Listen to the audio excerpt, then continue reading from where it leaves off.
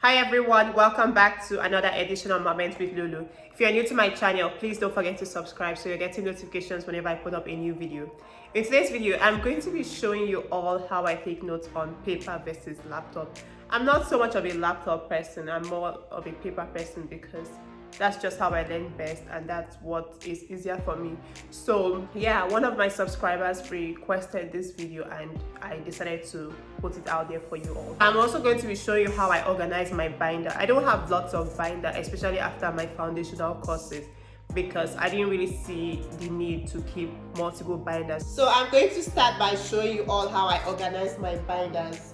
So I only had binders for first year and second year, and I only maintained binders for my foundational courses. And every other course I used my laptop and they focus more on understanding content rather than memorization. So these are my first year binders. So I had 3 binders from first year because I had 3 foundational courses in my first year, first semester. So I had a binder dedicated to anatomy, a binder dedicated to medical microbiology, and a binder dedicated to physiology. Currently at my university, they've decided to merge anatomy and physiology as one course. So instead of it being 2 separate courses where you do anatomy and then you take physiology, it's now combined. So it's now like, it's called A and P, anatomy and physiology, and it's now a 6-credit course. For my first year, second semester, because I also had 3 foundational courses as well. I had my health assessment, my nursing theory, and my pathophysiology. And also in second year, which was when I did my 2 pharmacology courses, I had a specific binder dedicated to my pharmacology. I also had 2 more binders which were specific to clinical. So these were my clinical binders. So every important information that my instructors will talk about, or any important sheet that they will give to us to know very important stuff, I'll just put them in this binder. And we had this thing called concept of the week. So every week before clinical, they'll give you required readings that you're supposed to read from the textbook and some questions to answer. So for the concept of the week, you have to answer prior to clinical. And when you get to your clinical setting, your instructor will have to mark it. So the concept of the week worksheet looks like this. So you can write it or you can type, but I always loved writing, so I'd rather write than type. So yeah, I only had 2 binders for my whole clinical, from the start of my clinical up until this point in my life. So these were the only binders I kept in nursing school because I didn't see a need to have too much binders, and I wanted to dedicate 1 binder per foundational course because I felt like each course has its own way of like learning and its own way of understanding, just like pharmacology. So I always printed the PowerPoints and took them to class so I can take extra notes as the instructor is talking. So I always wrote with pencil. So anything the instructor said to pay attention to or highlighted and was like, oh, this will be on the exam and stuff like that. For example, this is a PowerPoint for alterations in gastrointestinal function. So this is my pathophysiology notes. And what I'll do is before every class, because instructors, they put out the PowerPoints before the class just in case students want to print. So I'm going to print this, take it to class alone. I won't carry my binders because I didn't think there was any need to take so many items to school and like stress your back. So I'll just take what I need, and this was all I needed. So even if I have 2 courses in a day or 3 lectures, I'll take the PowerPoint for each specific course and each lecture to class with me. So I'll print in school and then make my holes so I can put them in my binder. And when I get to class, this is how I take my notes. So whatever the instructor says, you don't need to rewrite everything. Go with the PowerPoint because instructors go over the PowerPoint. And once they say something that needs to be highlighted, you highlight it. And once they say something important that's not on the PowerPoint, that's what you want to write. For example, all these writings with pencils are things that the instructor said and I felt like it's not on the PowerPoint, especially when it comes to explanations. You want to make sure that you're writing. So all these places, I always wrote in pencil so I could go back to erase or make corrections as needed.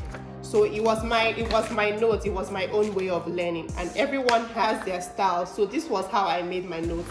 So take your PowerPoints to class, listen to what the instructor is saying. If there's something on the PowerPoint that the instructor mentions that is very important, highlight it. If there's something the instructor says this will be on the exam, highlight it. If there's something the instructor says you need to know this, highlight it. If there's something when you're going through, because you also have the learning objectives, so if there's something that appears in the learning objective while you're going back to read, you want to kind of like asterisk it with a different color of marker and pay attention to those points. Because one thing with in-class exams that I noticed is that an instructor will not test you on something they haven't taught you. Yeah, so for my previous exams that I've written in my foundational courses, anatomy, physiology, I never saw a part where an instructor tested on a content that wasn't talked about or that wasn't in the learning objective. So that's something you want to do. So even if you're reading the textbook, it's good to read the textbook, which really helped me.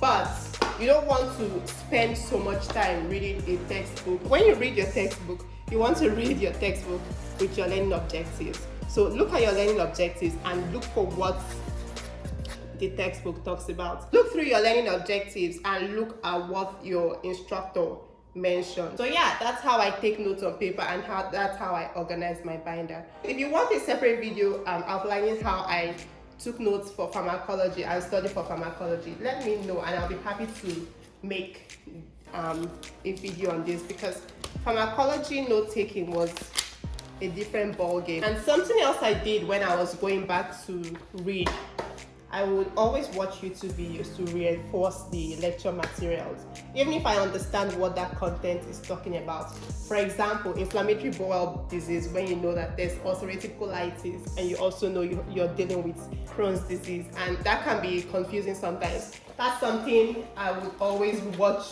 and over and over again, watch YouTube videos just to understand the differences, to be able to answer such questions. So something you always want to do is to use YouTube videos to reinforce your learning. Okay, so now I'm going to be showing you all how I take notes on my laptop. I've mentioned in my how I study video that I took notes on my laptop with fellow students. We were 10 of us, 10 friends. We had a Google Doc where we all took notes on. So I'm going to be pulling my notes. So this is my Google Doc. So something I'm going to advise incoming students to do is find friends, like communicate, go on your e-class or go on your your school platform where you can see your courses. And then when you open a course, you should be able to check who is in that class with you, and an email address should be popping that you can always message to be like, oh, do you want to be like a study buddy, or do you want to be a note-taking partner and stuff like that. For example, year 3, 10 people. So these are my 10 friends in this particular folder, and these are the courses that we all took: maternity, leadership, health policy, skills checklist, community, and then acute clinical. So we all had, for example, I'm going to open my community lecture.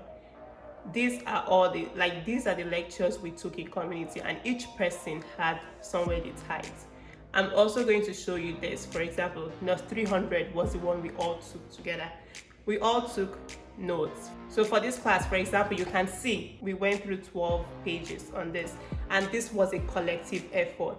So this is how 10 of us were able to take these notes. So you always want to find friends who will be willing to engage in this kind of activity, who have the same common ground or common goal as you. I wasn't so much into note taking in my first and second year, because in first year I didn't have a laptop, so my best bet was like handwriting my notes, which was very helpful and very, very good for me.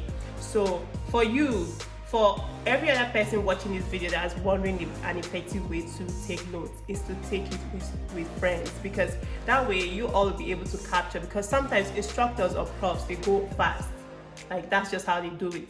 They go fast and you don't want to be left behind. So get you 2 or 3 friends who can, or as many friends as you can, who can be invested. And the good thing about Google Doc is that when one person is typing, it's color coded, so you can see that someone is typing and go on to the next point or to the next page or onto the next line to type whatever you want to type. So Google Docs is like the note-taking area. Like, this is where you want to take your notes. This is it. And also, even though we have like separate classes, what we'll do is each person can individually take notes. For example, I'm going to pull up a Microsoft Word. I'm going to open third year and go to my first semester. So that's how I organized this one as well. So for each year, second year, first semester, third semester, third year, first semester, second semester, and fourth year, which I'm preparing for in advance, I have first semester and second semester.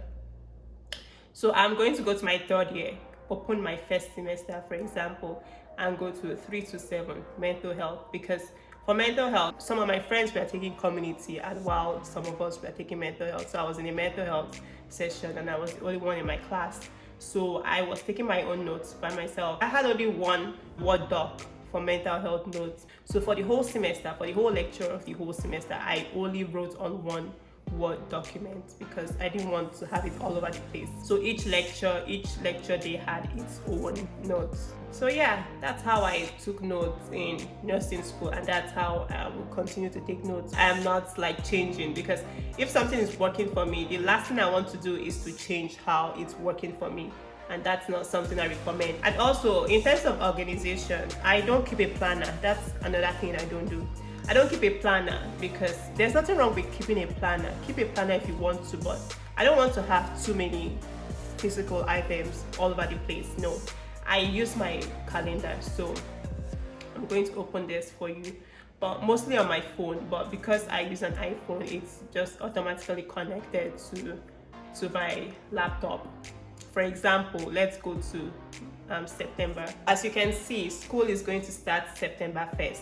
And I've already written deadlines. So I've started making my deadlines. For example, this is the day that my assignment opens. So before the semester starts, what I do is, you know what? I'm going to stop here for today. I'll have another video where I show you how I prepare for a new semester, how I outline the courses, the deadlines, and every single thing I post on my chester, just so I'm seeing it every morning and knowing what's due and what's not due.